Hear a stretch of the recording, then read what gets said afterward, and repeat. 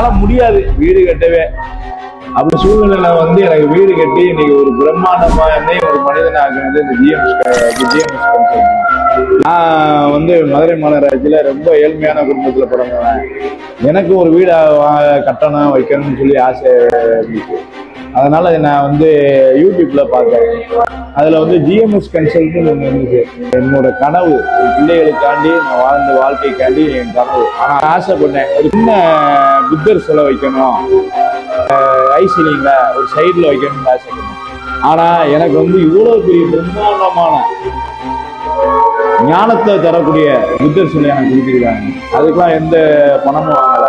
அவங்க சொன்னதை காட்டிலும் நிறைய செஞ்சிருக்காங்க. இது முகஸ்துதிக்காண்டி நான் பேசல, உண்மையை பேசுறேன். எனக்கு வந்து பிடிச்சது வந்து புத்தர் ஞானத்தோட இருக்காரு.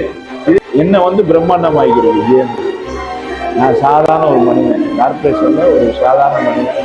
கார்த்திக் கிஷோர் இவங்க 2 பேருக்கும் சகல செல்வங்களும் சகல ஆரோக்கியம் கிடைக்குன்னு சொல்லி நான் வணங்குவேன். பாபா பெருமாள்கிட்ட நான் வேண்டிக்கிறேன்.